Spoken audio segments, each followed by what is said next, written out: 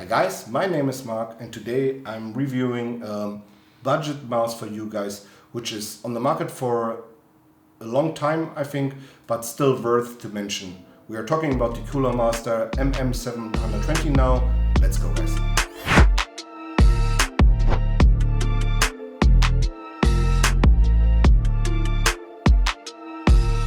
So as I said already, we're talking about this Cooler Master MM720. At first I want to talk about how I got this mouse or why I have it here.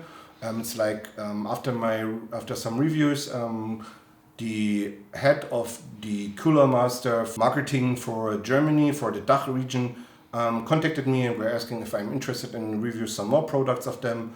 And I was saying yes, but besides I'm not want to review something I'm not interested in, so I don't need full keyboards or heavy mouse or only shit. I just need into their products. I will tell what I'm interested in, and if they want, they can send me. So they agreed with this, and they just sent me some stuff I can't talk about right now, because it comes in future. Maybe, I don't know. But for now, I want to talk about the Cooler Master MM720, which is basically, in my opinion, a very good pick for a budget mouse. First of all, we start like always with the box. This is the box. It's very small. It has basically everything you want to know on written. It says which model it is. It says which color variant you have. It has basically 4 colors. It's matte white, matte black. I have matte black here. There's glossy white and glossy black. And basically it gives you information about the weight. It's 49 grams only without cable. So basically if you use it, it feels like 50 grams. That's all. It has like 60K dpi sensor, which is basically a little misleading because some of you will think now, oh, there's a 3360 in. No, it's not. There's a 3389 in it and it's fully working. And basically they have say 70 million clicks and IP58. 70 million clicks is because they're using optical clicks from a company called LK. And that's their 70 million optical click version with 0.2 milliseconds in debounce delay, which is pretty good. And it has an usability of 70 million clicks, which is also very good. And for under 50 euro, it's an awesome pick. And rest, what it's saying here is like there's classic ergonomic shape, lightweight honeycomb, new ultra wave cable, optical switches, PTFE mouse feet, stylish RGB, and everything for below 50 euro. That's what the box is saying. Box looks a little bit awkward because my hands are like from a guy who's working on the construction the whole day, and I just ripped it off like I always do. My camera YouTube man is not very satisfied when I do this because you can't take good pictures out of boxes look like this. But in general, we just look what is in the box. One thing I have to mention is that on every Cooler Master product I got so far, I have to say that I like the small boxes and I like the less amount of waste they're producing. There's like this paper here, or this, yeah, that's inside, which this was holding the mouse. And then you only have, okay, there's this one bag made out of plastic stuff. So, and those 2 bags, one bag is continuing grips and an alcoholic swipe. That alcoholic swipe is therefore to clean the mouse before you install the grips. The grips are like structured in lines. They feel very decent. They're cutted very good. They fit very well on the mouse. And honestly, for this price point, some just put in those really bad grips. They look like cheap leather, which are zero grippy, but they have good stickiness here. So they are good, and they are good made. It's a good one for 50 euro. Nothing to I can't find no good words for this, to be honest. And then one thing is that the mouse has very big lights, as you see, and normally would expect if in big PTFE light is on it, you only get the one which is on the mouse. Also, the sensor ring is already installed, but they sent you another bag, which a complete set of glides. And the glides are basically directly usable.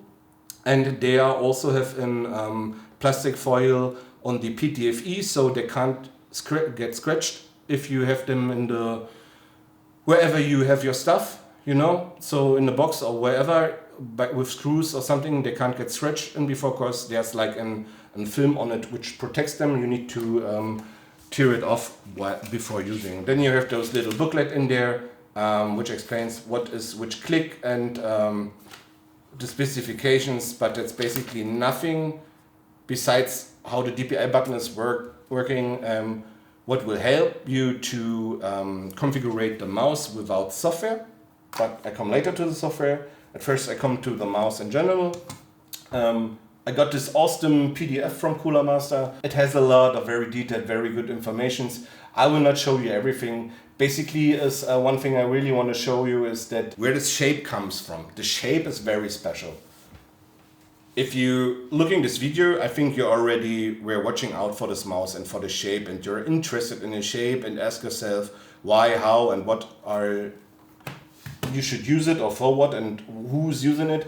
Basically, Cooler Master released this mouse already in 2011 in this shape with an optical sensor which were up to, I think, 3000 dpi with a general weight of about 141 grams, which was, as much as I think, also very special for this time when it was released, but looked like a very good competitor on the market for this time.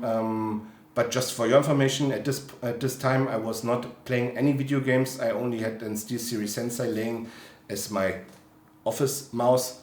That's all. There was no way I saw or whatever any gaming mouse at this point on these years. I just restarted in 2019, 2018. At this point I just get more involved again. So for me the shape is basically new, but I understand when I think back to the Logitech 518 MX, why people want to have old shapes they already enjoyed like years before, like 10 years before, but with completely new specs. And here you have completely new specs.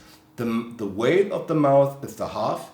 You have an optic encoder for the mouse wheel, you have optic clicks, you have big PTFE glides, you have honeycomb design, you have RGB, you have a very decent paracord for this price. So you have basically everything new, and what is right now major and used for the majority of products on the gaming section of mice for below 50 euro.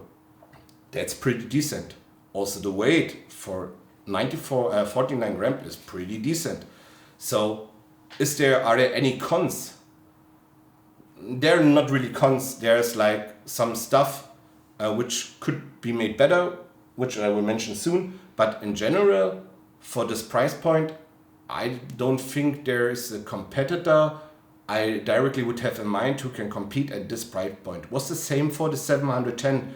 I was reviewing already, was a very good mouse in my opinion for a very fair price point with a low weight, which was basically an S2M mouse with below 50 grams, with occasional clicks, with good glide, with general good performance overall, with a nice feeling, which was not ergonomic. So it was a decent mouse, and this is a decent mouse too.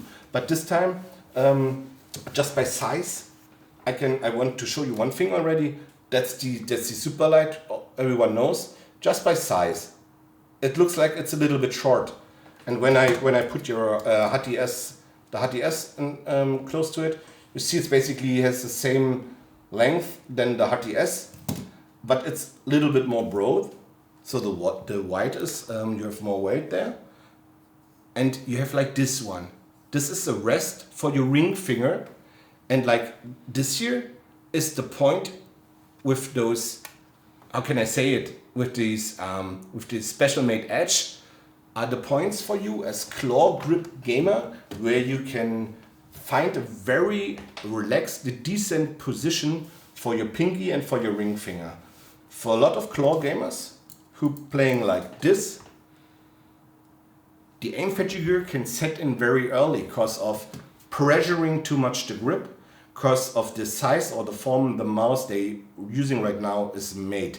So what Cooler Master done with this, or what this in general this form is doing for people with a claw grip, which is the basic or main player they want to focus on with this mouse, MOBA and FPS gamers who are using a claw grip, you are able to find a really good claw grip, and you can find it without grips, and it will not move that much, because the way the mouse is made, the sides, the form itself,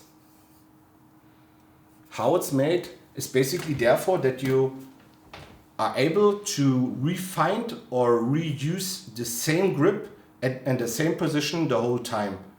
It's made easier because there are less opportunities or ways to grip different, because out of just how the mouse is made and formed.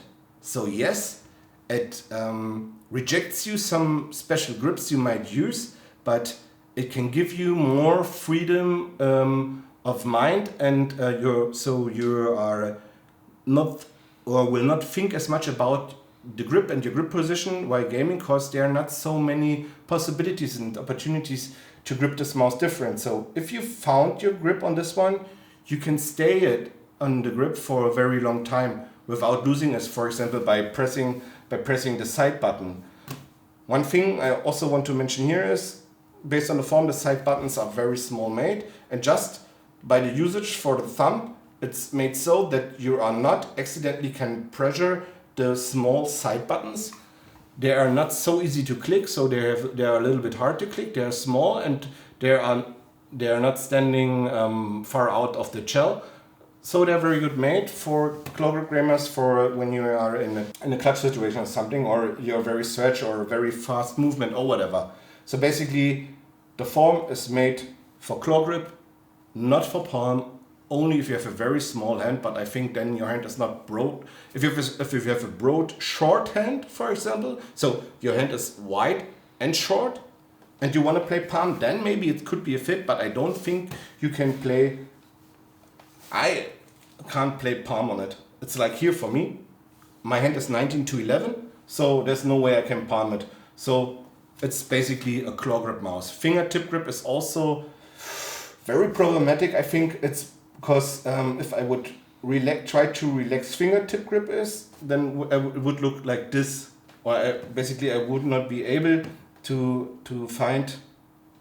It's hard to say to make a good fingertip grip here. So basically it's a claw mouse, and I think there are a lot of people out there who are playing claw. I already know there are a lot of people who would enjoy this mouse, and for people who already played this mouse 10 years ago, maybe it's something new for you. You would enjoy again because you missed just the form and how it's made. So that's to the shape, to the history of this one, to the size, to everything else. We now just come to the general structure, how it's made. How can I say it? If you watch some mouse, they are, for example, very heavy in the back or in the front, and here, if you have the weight of the mouse is very balanced. It feels very balanced when you have it in hand. So there's no point you would say there it's very, very heavy there. It's like, it's pretty balanced. Also on this Aqua Control Black, which is basically like an matte, which is just by the friction and how it feels like an old polycarbonate pad control. It's very good. There's no scratching, feels very balanced while moving. Also while gliding, feels very, very solid, very stable on the epsilon and x axis. So pretty okay. It's very good made. Next thing is one main thing I think we need to talk about is the switches. Normally in this section we have the cheapest Omron 20 or 50 mil they can get, which are awful after some playing. Here they decided to use optical switches. One thing on optical switches is that there's no big mechanic in which can get tired by using. So not after 20 million it feels like totally different to the first 1 million clicks. So that's just an optical micro switch in here from L&K, which basically has a very fast reaction time. The debones is on 0.2 milliseconds. Normally, a mechanical switch has above 1 milliseconds. Some have 2, it's totally different. Also, is how the MCU is made, the PCB is made. There's a lot of stuff influencing the performance and the debounce of your switch. But with these optical switches, where the total latency is 0.2 milliseconds for the whole debounce, so for the whole thing pressing and releasing, there will be no double click issue. And that's pretty good. But for some of you people, it's like, I think the feeling of optical switches is awful. So if you like it, it's a fit for you. If you don't like it, maybe it's not a fit for you. But in general, just by the grade of wearing down and by how you use it, how it feels, it's pretty decent for 50 euro. As I mentioned, that's like an best bang for the buck mouse. Very good performance for a nice price. And so that's very good for you. You can use it. The lifespan is over 70 million clicks. That's also a very long time. And one thing they just also did is that the mouse wheel encoder, so basically the thing which is which gives the I had a better picture over here, I think. The mouse wheel encoder, which is basically this one here. That's where the movement of your mouse wheel is given over to the encoder, who makes a signal out of it. This one is also driven by an optical sensor here, and they say it has a lower latency, a different friction, and is less laggy. One thing I can tell you about the mouse wheel, it's like, wow, it's not the softest, it's not the fastest just by using. It's yeah, it's okayish, and also it's not free rolling. For example, if you need a free spinning mouse wheel for straight jumping or whatever you're doing with it, maybe that's not the fit for you guys. I'm just give you this heads up in front. But in general, it feels pretty okay. The mouse wheel is totally made out of rubber, and you have RGB effects on it. That's okay for me. Yeah. So we have optical mouse wheel and we have optical switches. But I can tell you one thing, I don't think that the side buttons are optical. Can't find any data to it, and I can't see what it is. But basically for me it feels like, but feels like switches. Doesn't feel, feels like switches, it's not buttons. Hard to say. I don't have information about the side buttons, but they feel also very clicky, very responsive, not so soft, so they're well made. One thing is they done with this mouse is what I think is not really a sign of quality, but one thing that they are overthinking their products is they made an industrial standard protection number for it. It means IP48. It's like in DIN in Germany, or it's everywhere. Like it's a DIN number which is giving you information about the standard of how water and dust resistant a product is. And this one basically is so high that it passed the water and dust resistance test. Means if you sweat on it, if something drops on it, like I don't know, Coke or water or any other fluids, you know, I don't know which fluids from your side can drop on it, but you know, guys, there's no problem. The PCB has no problem with it. There will be no contactations, sweat, dust, and everything else what your hand is giving to this mouse will not affect or influence the behavior of the PCB or the mouse in general. Also, you can clean it then very easy, to be honest. But it's not to be meant to just drop into the toilet or something. Okay, guys, that's not what the mouse is made for. So yeah, that's good. Here they're talking about the pro grade sensor. We already know the 3389 of Pixar is top-notch sensor right now for 1000 Hertz. Some people are still using the 3360 because of the longer time it was used and for the more broadability of applications and stuff you can make with it. But basically it's a good one for this price point.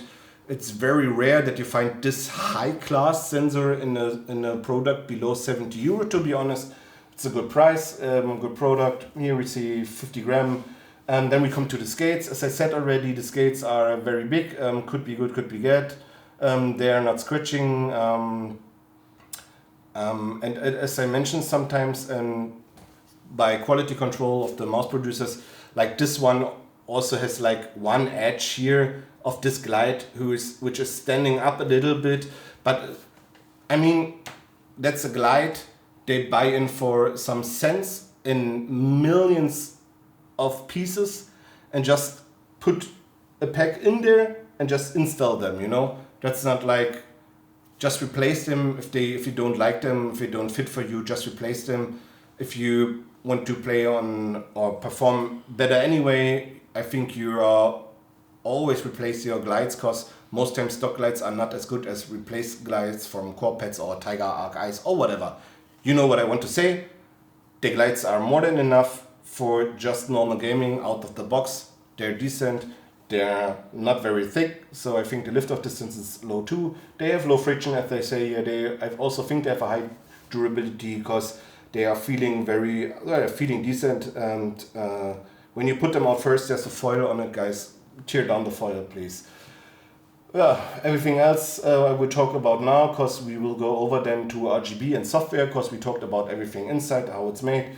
Now we come to the software. First thing I want to mention is that the version I've got and the OS I'm using a non-updated Windows with some special modifications for gaming, because it made the system more responsive, more low latency. I wasn't able to update the firmware of the mouse. When you download Cooler Master, the Master software, which this one is the 1.66 version, I downloaded from the Cooler Master site. First wants to update your firmware. I wasn't able to do it. I just closed the firmware update and then the Cooler Master software opened. One thing first I want to mention is that I done it in German review already, and that was most important. I told them to maybe do a standalone software for the mouse, because the Cooler Master software in general is 350 megabyte big, and there's stuff like systems information, CPU usage, and there's a lot of stuff in the background which is running, which is slowing your system, which hires the latency of your system, which you need your system to work on. Because I'm not a guy who needs synchronization of RGB effects of different Cooler Master products and stuff, you know. I just want to configure my mouse, and that's what I'm doing here. And maybe if you guys want to do it also, just install, configure, save, and uninstall the software after. Believe me, just uninstall it. If you want to switch something again, install it again, uninstall it again. That's my tip. Don't let it run in the background. There are like here like 4 really important markers for you. The first one is basically the keys or the buttons. One thing is here you can activate or deactivate so-called mouse combinations. What does it mean? As this mouse is able to do macros, there is a way to do basically 2 things on one button. And you can enable it while holding or pressing down the encoder, so the mouse wheel, and then pressing another button. So you can make like firing or mouse button 1 with fire, and then also you can do a fire macro on mouse 1, but only while down pushing the mouse wheel. Maybe interesting for mobile player. I never played mobile and I never made macros for mobile, but that's one thing I think for them, and it's interesting. So now there's the main tab for me that's about the performance in general. There's like the possibility to preset, or there are presetted. I